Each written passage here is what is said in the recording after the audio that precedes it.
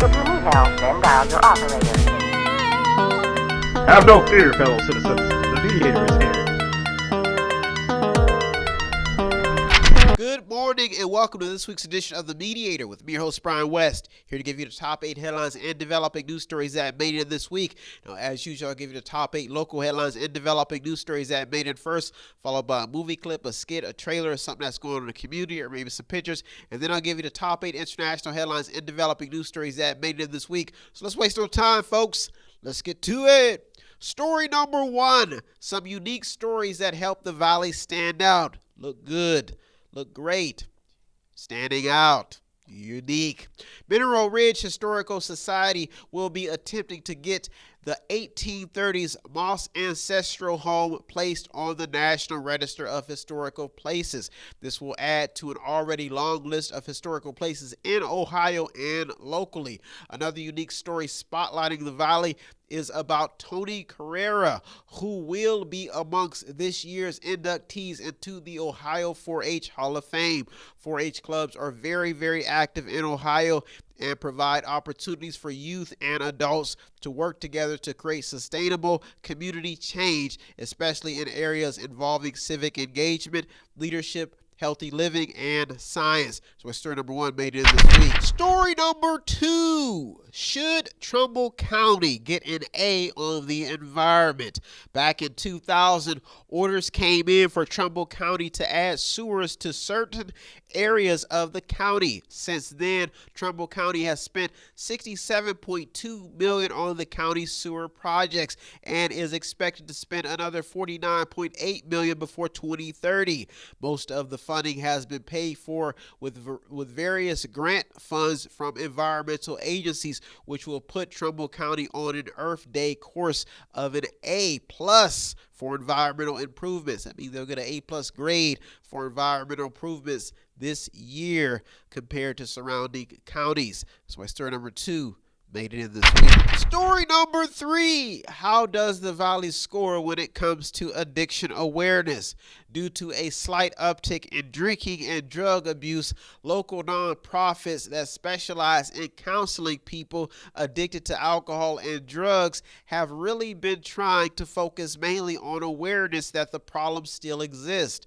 Drinking and driving is still a factor, even while Trumbull and Mahoning County drug overdoses have been holding steady. People are still smoking the Buddha. Drugs laced with fentanyl have also become a popular topic of discussion. Police have been very, very active in drug busts lately, locally and across Ohio. It's big news. This story made it in because the drug and substance abuse war is still on and doesn't seem to be slowing down anytime soon. Story number 4. Rating nonprofits and political leaders after several local tragedies, including houses of worship. So we're giving them a rating. Houses of worship, churches, mosques, whatever you want to call it, political leaders, nonprofits. You're all getting a grade. Second Harvest Food Bank is just one of many local nonprofits that have been very, very active and busy locally. Now, the truth is that a number of nonprofits have been struggling to stay afloat with COVID-19 around and still lingering. And I guess this is limiting them from carrying out their mission statement. Nonprofits, businesses, the list goes on and on. Now, houses of worship and political leaders have been tested also. Now, with more people in need, political leaders have had to do more outside of just playing the game of politics. Houses of worship have also had to find creative ways to not only hold services, but also maintain and keep members happy. Now, altogether, what this story reveals is the fact that there is still a need for public servants, spiritual guidance, and assistance. Story number 4 is a big, big headline that has a lot to do with where you go when you need help. That's why I made it in this week. Story number 5. Liberty is looking to make some changes to a popular levy. Now, with some needed improvements to Liberty schools, voters are now looking to replace a much-needed levy on the ballot that will be on the ballot. According to one local article, Liberty schools are in need of over $1 billion in repairs. Now, the article makes it clear that the current replacement is only replacements of the levy is only a 5-year levy and is not permanent. The emphasis on this confusion that they want to clear up is straightforward. It gets straight to the point that if approved, the levy will mainly be used for improvements and infrastructure on the schools. And that's why I made it this week. Story number 6, local educators making moves. Salem will be passing on summer classes this year, aka summer school. Summer programs handed down by the Board of Education in the districts. But Youngstown will be opening the doors for students to catch up this summer.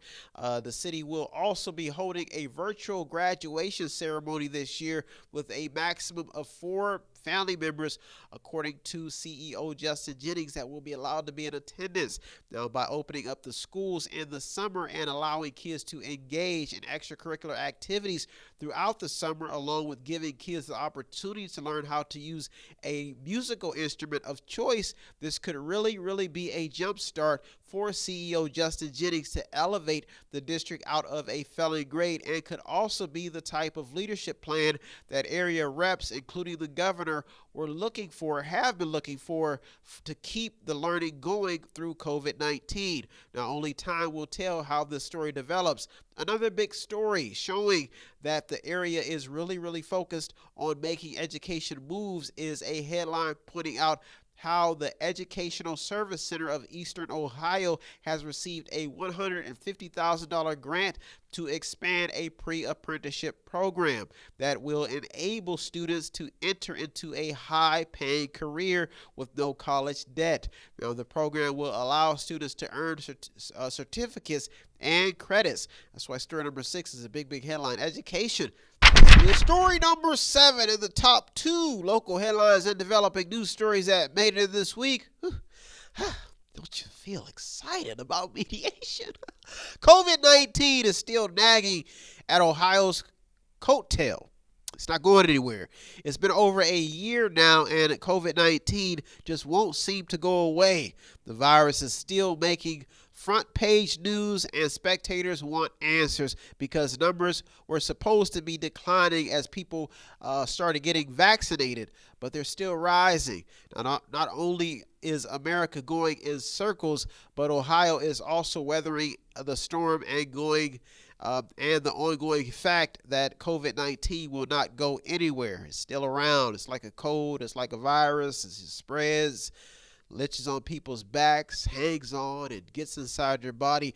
The nagging COVID-19 saga continues, and that's why I made it to the top 2 this week. This story just won't go away, and it's been in almost tons of headlines this year. I'm just so exhausted from COVID.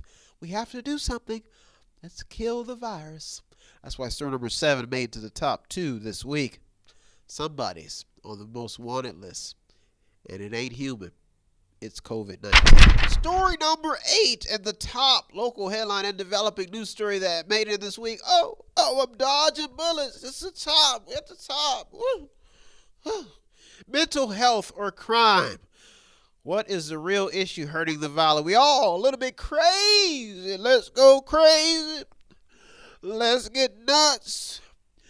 Search for the purple banana till they put us in the truck. Let's go. Boom, boom, boom, boom, boom, boom. Keep coming. From a small juvenile riot at Belmont Pines in Liberty to random shootings in neighborhoods and even late-night shootings at nightclubs, it is evident that the fog of mental health and crime is very thick in the valley. Now, with election fever setting in and a new police chief scrambling to find solutions for Youngstown, local residents are getting very tired of having to live in fear, especially with an uptick in criminal activity. Campbell residents felt the brunt after shots were fired at a funeral. That's bad news. Now, outside of the city, neighboring communities are also feeling the heat because crime is a real problem, especially when juveniles become a part of the madness. With federal and outside investments pouring into poorer communities, people want to see better out of local youth going into adulthood. So story number 8 is a big story attacking decay and looking forward to progress. Well, those are our top 8 local headlines and developing news stories that made it this week. I'll be right back with the top 8 international headlines and developing news stories, so don't go anywhere. You're the Mediator with me, Brian West. I'll be right back. If you need help, then dial your operator. Have no fear, fellow citizens. The Mediator is here. If you want to check out the stories that almost made it in or did make it in, go to our Twitter feed on our website. Check out everything. All of the sources are there. And go to the website. It's method8inc.com, method8inc.com, where you can buy something, click on something, watch something, read something, or just sponsor a program.